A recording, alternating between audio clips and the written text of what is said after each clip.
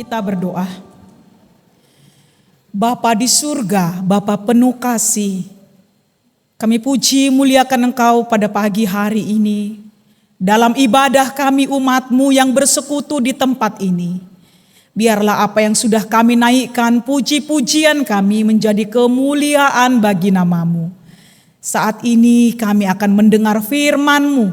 Kuasai hati pikiran kami, agar kami boleh memahami firman yang akan disampaikan hamba-Mu. Di dalam nama Kristus Yesus kami berdoa dan mengucap syukur. Amin. Selamat hari Minggu Madihita Saluhutna.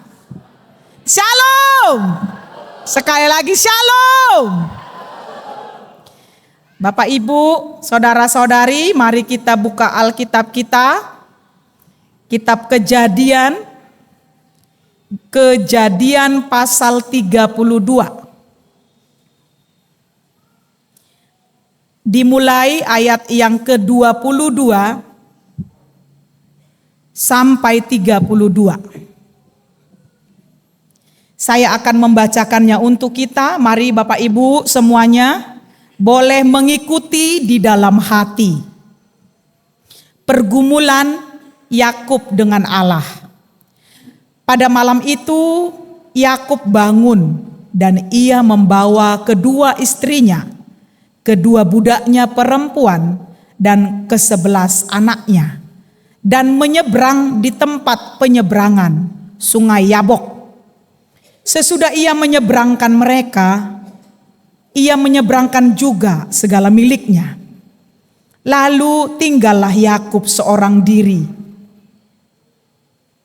Dan seorang laki-laki bergulat dengan dia sampai fajar menyingsing. Ketika orang itu melihat bahwa ia tidak dapat mengalahkannya, ia memukul sendi pangkal paha Yakub, sehingga sendi pangkal paha itu terpelecok ketika ia bergulat dengan orang itu. Lalu kata orang itu, "Biarkanlah aku pergi, karena fajar telah menyingsing."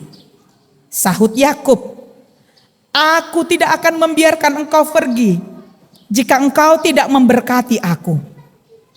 Bertanyalah orang itu kepadanya, "Siapakah namamu?" Sahutnya, "Yakub." Lalu kata orang itu, "Namamu tidak akan disebut lagi Yakub, tetapi Israel. Sebab engkau telah bergumul melawan Allah dan manusia, dan engkau menang." Bertanyalah Yakub, "Katakanlah juga namamu." Tetapi sahutnya, "Mengapa engkau menanyakan namaku?" Lalu diberkatinyalah Yakub di situ.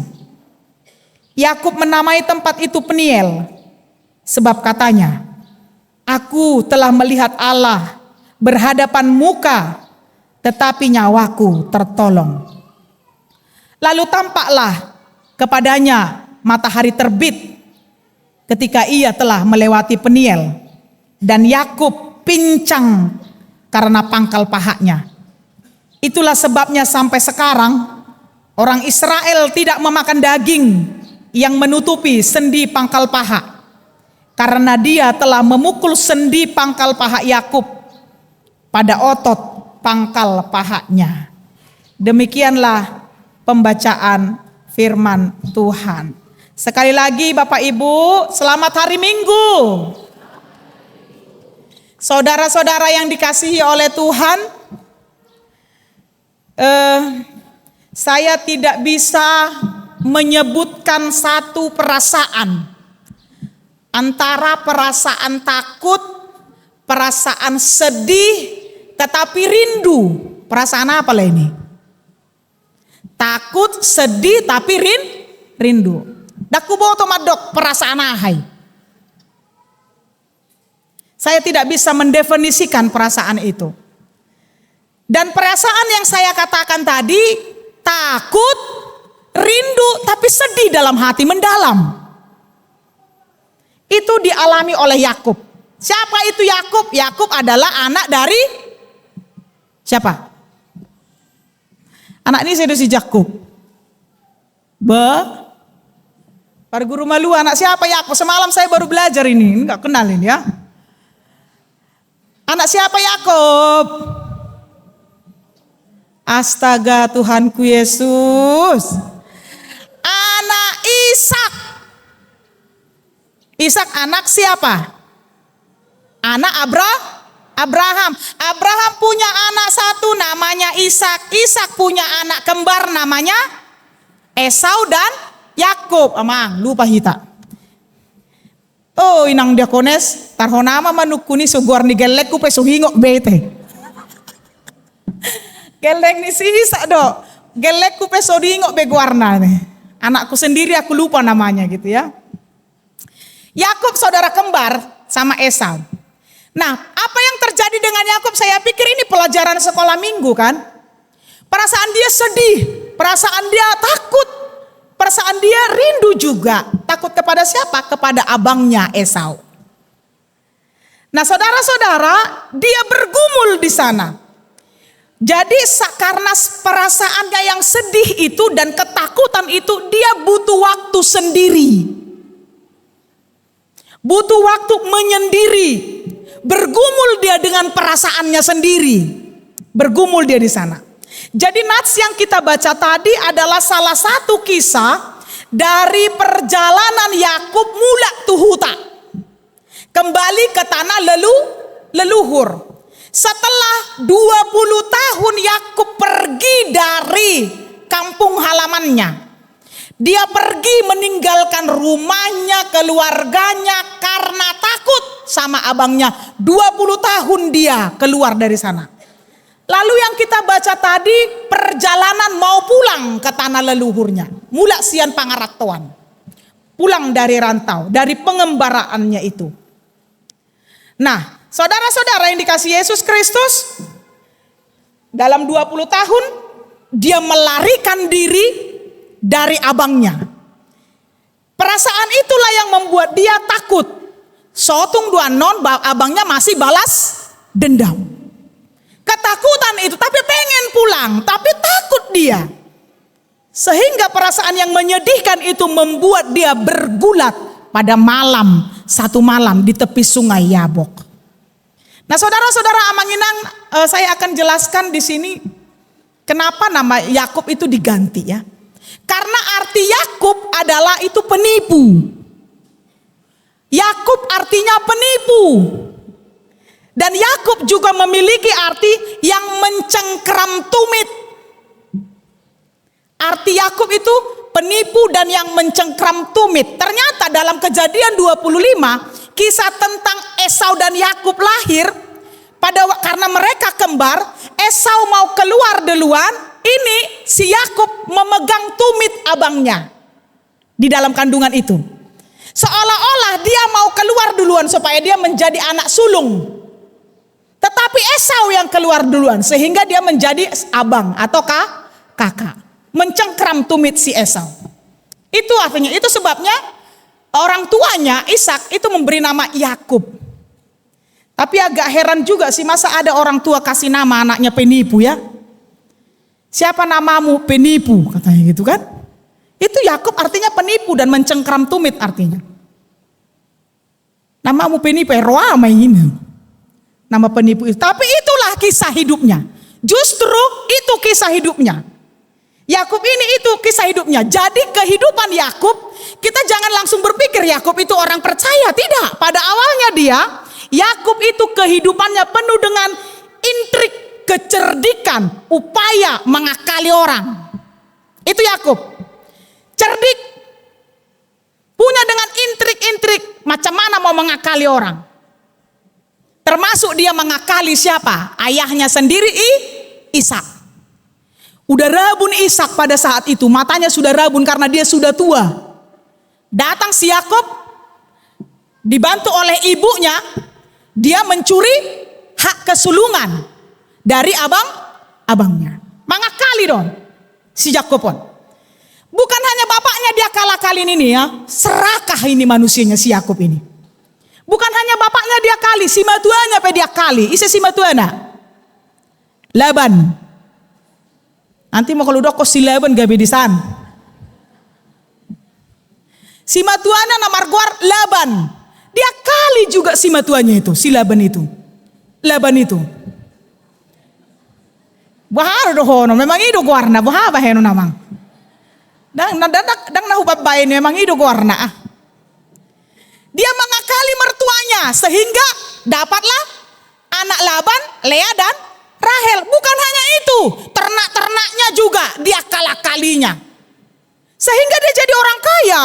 Laban ini orang kaya, tapi karena diakali menantunya, ya. Orang dibilang mengembalakan ternak kau, segala ternak yang berbintik-bintik itulah milikmu katanya. Dia kali, semua yang lahir ternak itu berbintik-bintik. Memang najago si Yakub pun mengakalah kali, serakah dia. Itu Yakub penipu. Arti Yakub tadi. Nah, jadi saudara-saudara, bukan hanya Laban, kakaknya juga si Esau sudah tahu duluan, yaitu abangnya itu dia kalah kali ya teh. Mangalopai bana dia masak dengan semangkuk kacang merah. Udahlah, dia kalah kalinya abangnya. Berikan aku hak kesulungan, jadi aku anak pertama. Ku kasih kau semangkuk kacang merah. Tak apa-apa lainnya, gua warna pengen malek. Ipe taho. Ipe taho. Makan. Pangakai. Yakub. Nah, tapi saat itu saudara-saudara, setelah 20 tahun ini kan langsung dikejar dia ini. Jahat betul ini si Yakub ini. Tapi setelah 20 tahun pengalaman hidup, perjalanan hidup yang dia lewati, dia udah bertobat, dia mau pulang. Jadi perjalanannya pulang ini biar tahu kalian amang-inang, dia boyong semua harta. Domba, kambing, keledai, lembu, semuanya bahkan berbagi dalam 3 kelompok. Kelompok pertama berjalan akan Aposona, hamba-hambanya membawa upeti. Supaya apa? Supaya ini bisa membujuk hati dari abangnya Yakub. Supaya kalau abangnya nanti marah membunuh mereka, nggak langsung mati semua. Licik dotong si Yakub pun. Gelombang pertama berangkat, gelombang kedua berangkat, gelombang ketiga dialah bersama istri dan anaknya. 3 gelombang berjalan menyeberangi sungai Yabok. Dikatakan sama yang pertama, kelompok yang pertama, kalau kamu bertemu dengan abangku Yakub, siapakah yang menyuruhmu katakan Yakub? Dan ini adalah persembahan supaya Esau tidak marah, supaya Esau mau memaafkannya. Nah, yang kita baca tadi amang inang, saudara-saudara, saat itu di tepi sungai Yabok, setelah dia menyeberangkan semua harta miliknya, puluhan banyak sekali harta benda, emas, perak, semuanya 10 lembu jantan, kelompok pertama, kelompok 2. Lalu dia menyeberangkan juga istrinya Lea dan Rahel, dan gundiknya Silva dan Bilha, dan 11 anaknya. Pada saat itu Benjamin belum lahir, masih 11 anaknya, Benjamin belum lahir, anak ke-12. Diseberangkannya anaknya yang 11 orang, tapi dia masih tetap di sini. Yang lain sudah berangkat, dia masih di sini. Dia takut mau menyeberang. Yang lainnya sudah berangkat, dia masih di tepi sungai Yabok ini. Bergumul semalam-malaman. Takutnya, sedihnya, rindunya semuanya. Bergumul di sana di tepi sungai Yabok itu. Disitulah titik terendah dalam hidupnya. Dan juga titik tertinggi. Karena pada saat itu dia sudah kaya raya, hasil tipu-tipu dari mertuanya, banyak hartanya, banyak anaknya. Tinggi dari situ, dia mau pulang kampung. Tapi titik terendahnya, perasaan takut tadi.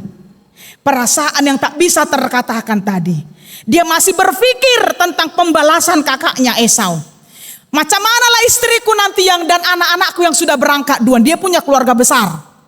Orang kaya dia di situ. Sungguh dia manon.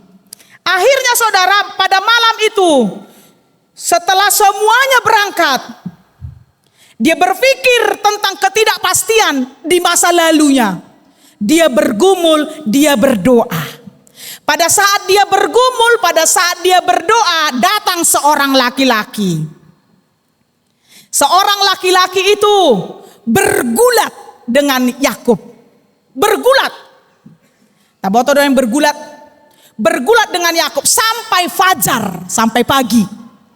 Semalaman dia berdoa, bertekun di dalam doa, hanya untuk mendamaikan dirinya, perasaannya, pikirannya, kesalahan-kesalahan di masa lalu, ketidakpastian di masa depan. Itu dia bergumul di sana, ada laki-laki bergulat dengan dia sampai fajar menyingsing.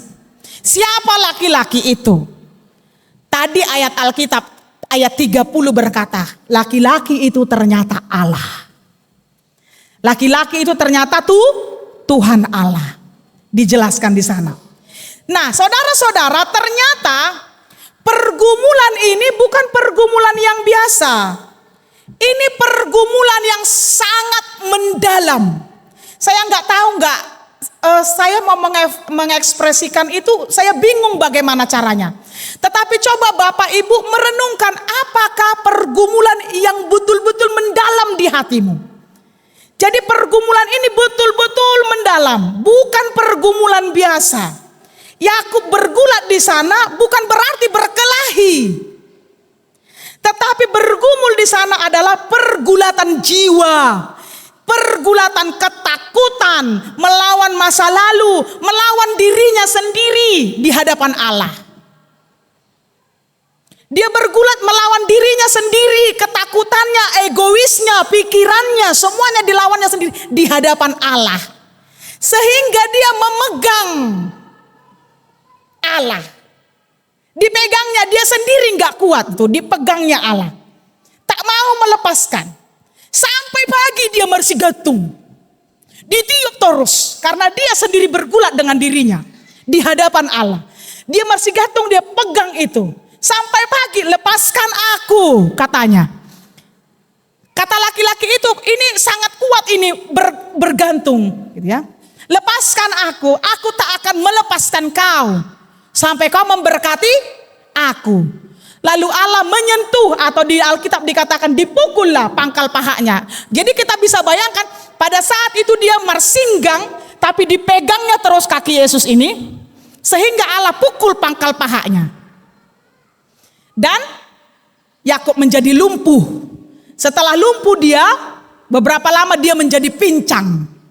Pada saat itu, aku tak akan lepaskan engkau sebelum kau memberkati aku, katanya. Nah, saudara-saudara, lalu Allah berkata apa? Saking kuatnya dia, saking tekunnya dia dalam pergumulan itu, terjadilah pertanyaannya. Pada saat itu setelah dipukul dia, Yakub menjadi lumpuh. Ini sebenarnya pertandingan atau pergulatan yang tidak setara. Karena Yakub tahu kalau yang dia di hadapannya itu bukan orang biasa. Dia adalah Allah. Sudah pasti Yakub akan kalah.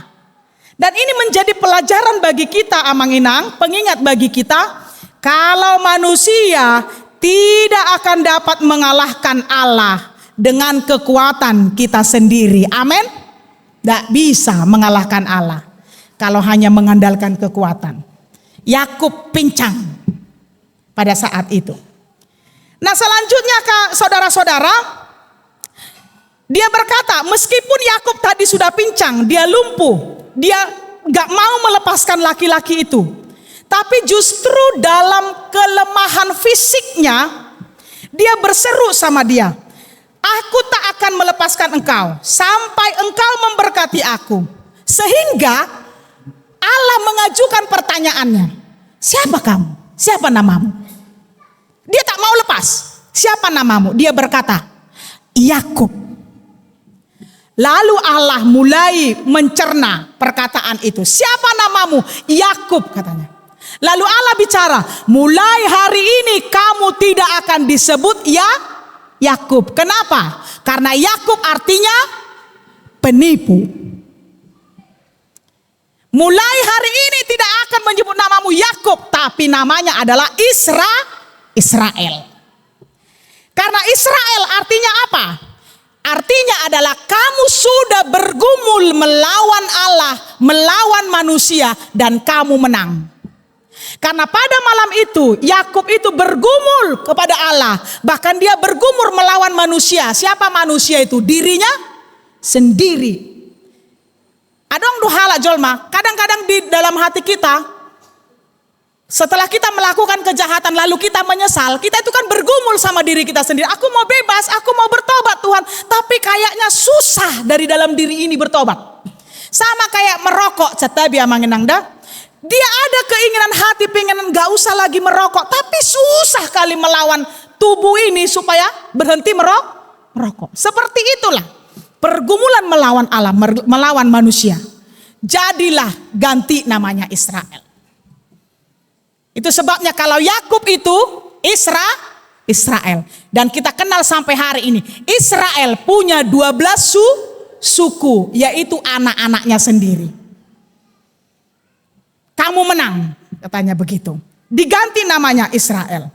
Jadi pada saat itu Israel atau Yakub itu diberkati Tuhan. Pada saat dia lemah, pada saat dia sangat terpuruk, di situ dia diubahkan. Jadi kemenangan yang dialami Yakub adalah penyerahan total.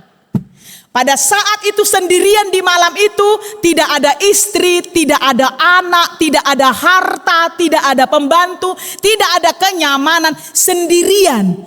Dan dia kakinya, fisiknya sudah sakit karena dipukul oleh Allah. Pada saat titik terendah itu, dia ketemu Tuhan. Dia tak ada sahabat, gak ada kawan. Dia tidak ada kawan, dia tidak ada keluarga, sendirian, betul-betul sendirian. Di malam yang gelap tanpa cahaya. Bisa dibayangkan, di titik terendahnya itu dia melihat Allah. Lalu diubahkannya, berganti namanya yang tadi Yakub penipu, menjadi Israel. Ketika dia sudah diberkati Tuhan di tempat itu, tempat dia bertemu melihat Tuhan, dibuatlah tempat itu bernama Peniel. Artinya apa? Wajah Allah. Aku telah melihat Allah muka dengan muka, tapi aku tertolong. Jadi bagi siapa yang pengen punya cucu dan punya anak, boleh disebut namanya Peniel. Aku telah melihat Allah muka dengan muka dan aku tertolong. Aku tertolong. Peniel. Itulah tampaknya. Nah saudara-saudara, kita lanjut. Tidak ada satu orang manusia pun yang mampu melihat Tuhan. Karena ketika berhadapan dengan wajah Tuhan pasti mati. Tetapi Yakub tidak. Dia melihat wajah Tuhan. Bahkan dia walaupun sudah pincang, tetapi dia tidak mati. Yakub tidak binasa oleh penghakiman, tapi diselamatkan oleh anugerah. Ini hal yang besar bagi diri Yakub sendiri. Jadi perjumpaan dengan Allah itu justru mengubah segalanya, mengubah namanya, mengubah hidupnya. Bahkan dari titik terendah tadi, akhirnya abangnya Esau itu memaafkannya. Ketika berjumpa Jakob dengan rombongannya, keluarganya, Esau dengan 400.000 naposona, pengawalnya, prajuritnya 400.000. Di situ terjadi berpelukan. Kenapa? Yakub sudah diubah namanya menjadi Israel. Tuhan berkati dia. Tidak ada lagi kebencian, yang melihat dia pun tidak ada lagi rasa benci. Diubahkan. Setelah bertemu dengan wajah Tuhan, wajah penipu itu berubah. Tanggal wajah penipu itu menjadi wajah Allah. Itu yang terjadi bagi Yakub. Nah saudara-saudara, Bapak Ibu yang dikasihi Tuhan, pengalaman Yakub di Peniel ini bukan hanya cerita sejarah, amanginang. Dakolan cerita satabu-tabu begeon, enggak. Tapi pengalaman ini bisa saja menjadi gambaran hidupmu. Pengalaman Yakub ini di Sungai Yabok itu, di tepi Sungai Yabok itu menjadi gambaran hidup kita. Hidup kita yang bagaimana? Perjalanan iman kita. Kehidupan kita ini mungkin penuh dengan peniel-peniel yang lama. Artinya seperti di tepi Sungai Yabok itu kita bergumul. Gak ada kawan, gak ada harta, gak ada benda, gak ada saudara, gak ada orang tua, Gak ada siapapun. Mungkin kita alami itu dalam perjalanan iman kita. Seperti Yakub tadi. Di situ dia takut. Di situ dia khawatir tentang masa depan. Ini perjalanan iman kita. Di situ bergumul tentang rumah tangga. Bergumul secara kelemahan fisik sakit kita. Ada perasaan bersalah. Karena kegagalan di masa lalu. Sama seperti Yakub, Amanginang, Bapak Ibu. Kalau Yakub dipaksa harus berhadapan dengan Esau supaya berdamai. Kita juga sering seperti itu dalam hidup ini. Kita harus berhadapan dengan sumber masalahnya supaya selesai masalah di masa depan. Dipaksa dohi tadi sih. Punya musuh tapi dipaksa kamu harus berdamai. Namaulan di rohaun. Diperdamaikan, tapi ada dalam hatimu kayak mana nanti aku berjumpa dengan dia. Bergumul, betul-betul bergumul. Jadi mungkin kita di situasi sama seperti di Sungai Yabok itu, di tepi Sungai Yabok itu. Kita betul-betul tidak bisa memikirkan yang lain lagi. Tetapi kita semua harus berani. Karena apa? Karena yang lama, kesalahan-kesalahan masa lalu yang lama, jika tidak diselesaikan, itu akan berpengaruh ke masa depan. Berpengaruh ke masa depan. Kalau nggak selesai yang lama itu. Jadi Bapak Ibu begini, kalau kita pulang dari sini kita harus ingat, justru saat kita dalam kelemahan, saat kita dalam kesendirian, di situ Allah akan menyatakan dirinya, lalu akan memberkati kita. Amin.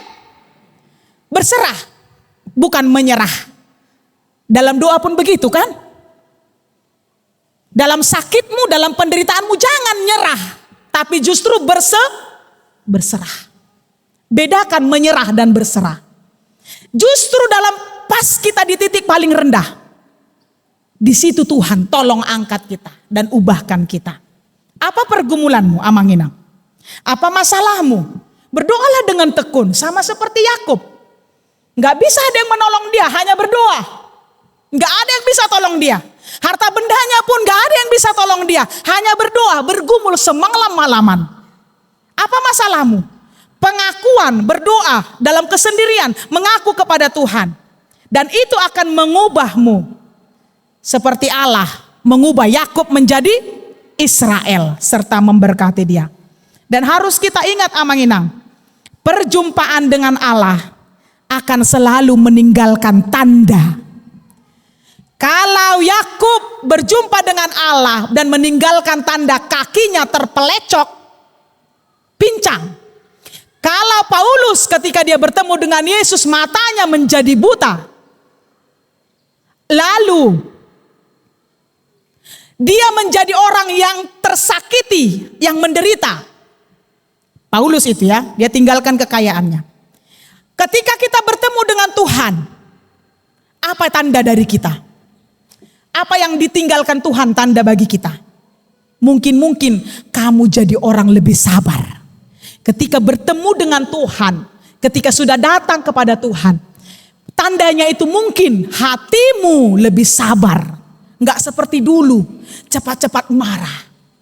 Mungkin juga kamu lebih diam dan tidak banyak bicara. Mungkin juga kamu lebih bisa menahan penderitaan daripada sebelumnya. Itu adalah tanda kalau kita sudah bertemu dengan Tuhan. Amin. Nah saudara-saudara, seharusnya setelah berjumpa dengan Allah, setelah mengimani Kristus, berubah dong sifat serakah. Kita datang hari Minggu, kita gereja, kita bertemu dengan Allah lewat ibadah ini. Itu wajah kepalsuan, penipu, keserakahan itu seharusnya berubah dong.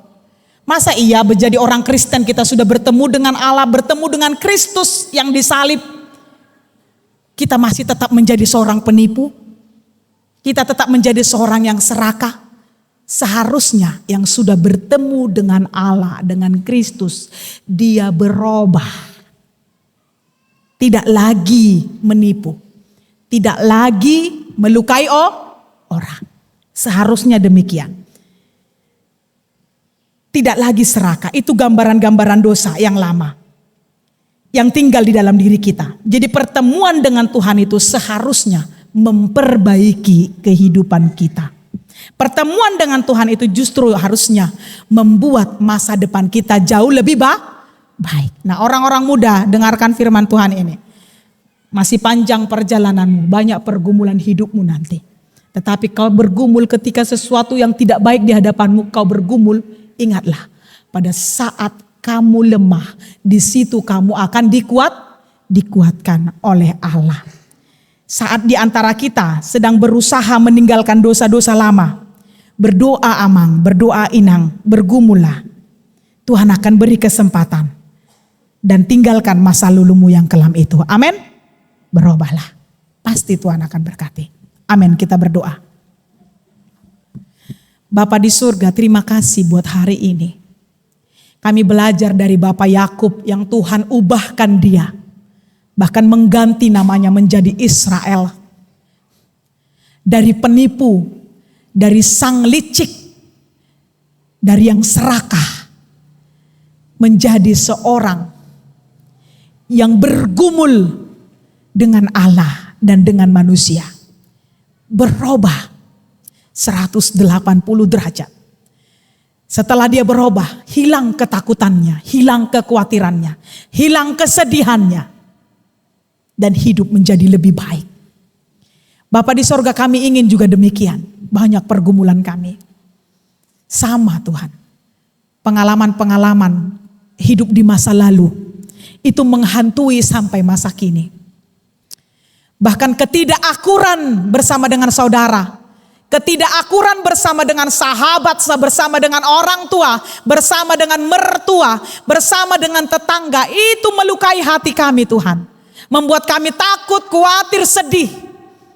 Tapi firman Tuhan hari ini mengajarkan kepada kami supaya itu semua selesai.